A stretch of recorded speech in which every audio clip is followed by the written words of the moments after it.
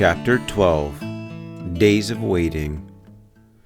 Fenton Hardy had high hopes of a quick solution of the mystery when he went to New York. Possessions of the wig, the hat, and the coat gave him 3 clues, any one of which might lead to tracing the previous owner quickly, and the detective was confident that it would not be long before he would unravel tangled threads.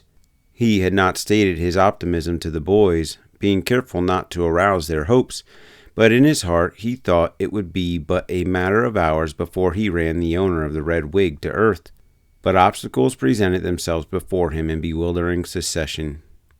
The wig appeared to be his chief clue, and when he arrived in the city he went directly to the head office of the company that had manufactured it. When he sent his card in to the manager he was readily admitted, for Fenton Hardy's name was known from the Atlantic to the Pacific. "Some of our customers in trouble, Mr. Hardy?" asked the manager, when the great detective tossed the red wig on his desk. "Not yet, but one of your customers will be in trouble if I can ever trace the purchaser of this wig." The manager picked it up. He inspected it carefully and frowned. "We are not, as you know, a wig-making firm," he said. "That is, the wig department is a very small sideline with us." "The very reason I thought it would be easier to trace this," replied Mr. Hardy. "If you turned out thousands of them every year, it might be more difficult.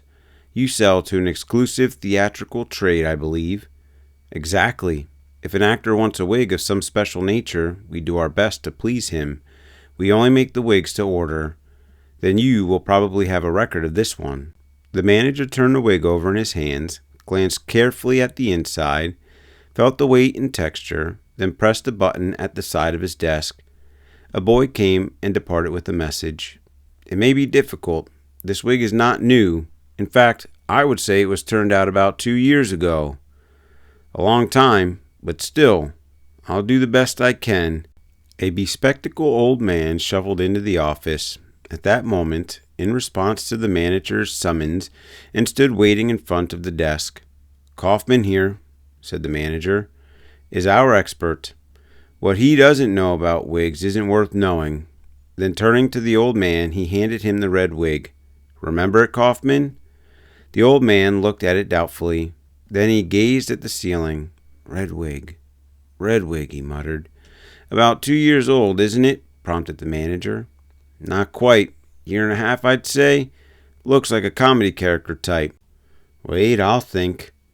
There ain't been so many of our customers playing that kind of a part inside 1.5 years. Let's see. The old man paced up and down the office, muttering names under his breath. Suddenly, he stopped, snapping his fingers. "I have it," he said. "It must have been Morley who bought that wig. That's who it was. Harold Morley. He is playing in Shakespearean repertoire with Hamlin's company. Very fussy about his wigs. Has to have 'em just so. I remember he bought this one because he came in here about a month ago and ordered another one just like it." "Why would he do that?" asked Mr. Hardy. Kaufman shrugged his shoulders. "Ain't none of my business. Lots of actors keep a double set of wigs. Morley's playing down at the Crescent Theater right now. Call him up." "I'll go and see him," said Mr. Hardy, rising. "You're sure he is the man who ordered that wig?" "Positive," replied Kaufman, looking hurt. "I know every wig that goes out of my shop. I give 'em all my personal attention. Morley got the wig, and he got another like it a month ago. I remember." "Kaufman is right," put in the manager. "Morley has a very good account with us. If Kaufman says he remembers the wig, it must be so." "Well, thank you for your trouble," answered Fenton Hardy. "I may be able to see Mr. Morley in his dressing room if I hurry. It lacks about half an hour of theater time. You'll just about make it. Glad to have been of service, Mr. Hardy. Anytime we can do anything for you, just ask." "Thank you," and Fenton Hardy shook hands with Kaufman and the manager, then left the office, bound for the Crescent Theater. But the detective's hopes were not as high as they had been. He knew that Morley, the actor, was certainly not the man who had worn the wig on the day the roadster was stolen, for the Shakespearean company of which Morley was a member had been playing a 3 months' run in New York, It would be impossible for the actor to get away from the theater long enough for such an escapade, just as it was improbable that he would even try to do so. He presented his card to the suspicious doorman at the Crescent and was finally admitted backstage and shown down a brilliantly lighted corridor to the dressing room of Harold Morley.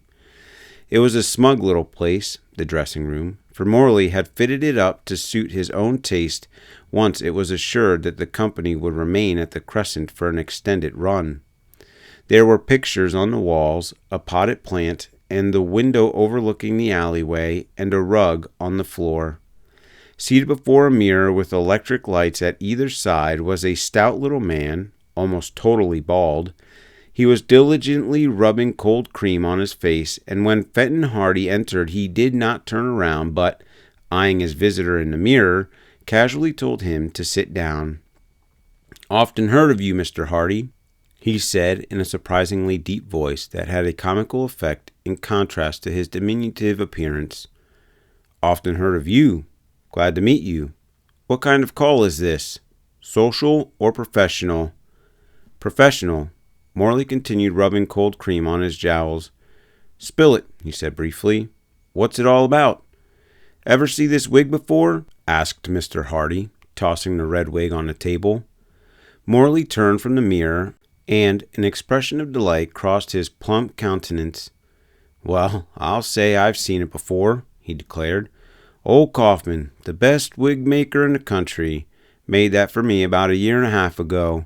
That's the kind of wig I wear for Lancelot Galbo in The Merchant of Venice. Where did you get it? I sure didn't think I'd ever see that wig again." "Why?" "Stolen from me. Some low-down egg cleaned out my dressing room one night during the performance. Nervous thing I ever heard of. Came right in here while I was doing my stuff out front, grabbed my watch and my money and a diamond ring I had lying by the mirror, took this wig and a couple of others that were lying around, and beat it. Nobody saw him come or go. Must have got in by that window." Morley talked in short, rapid sentences, and there was no mistaking his sincerity. "How many wigs did he take?" "About half a dozen. Funny thing about that, too. They were all red. Took nothing but red wigs. I told the cops to be on the lookout for a red-headed thief. I didn't worry so much about the other wigs, for they were for old plays, but this one was being used right along.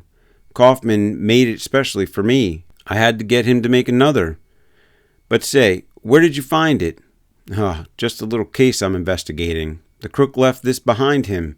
I was trying to trace it." "Well, you've traced it all right, but that's all the help I can give you. The cops never did find out who cleaned out my dressing room." Mr. Hardy was disappointed. The clue of the red wig had led only to a blind alley, but he concealed his charge and tossed the wig over to Morley. "Gee, and I'm sure glad to get it back again," declared the actor. "Things haven't gone right with me at all since I lost that wig. Losing it brought me a whole flock of bad luck. Sorry I can't help you find the guy that took it. What's he been up to now?" Fenton Hardy evaded the question. "Oh, I'll probably get him some other way.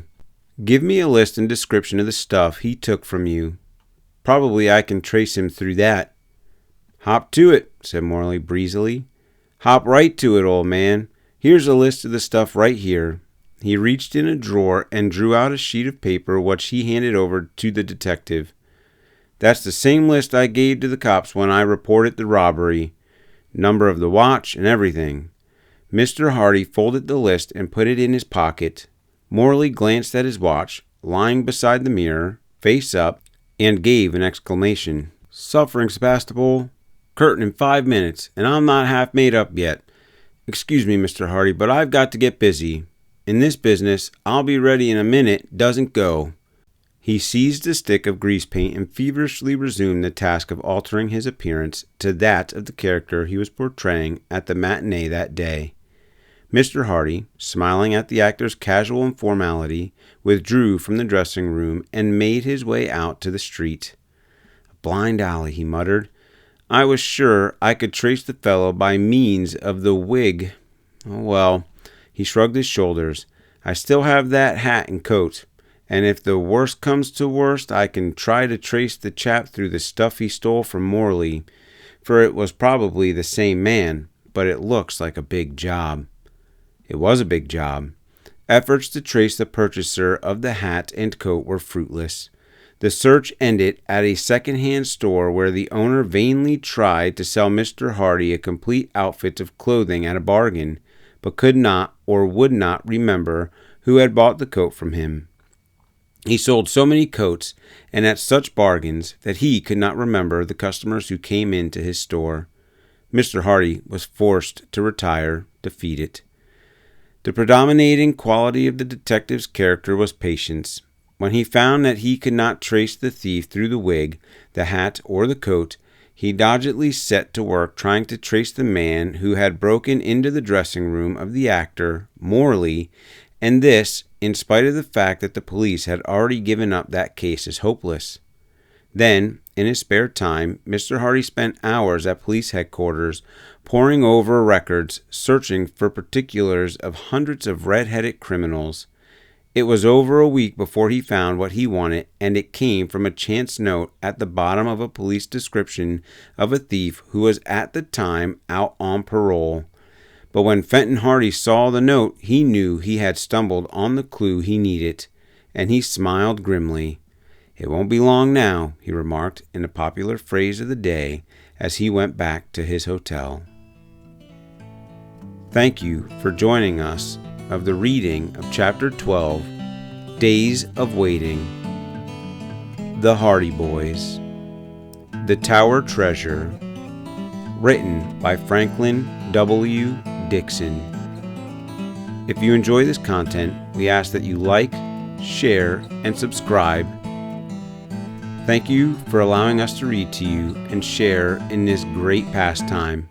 Have a great day.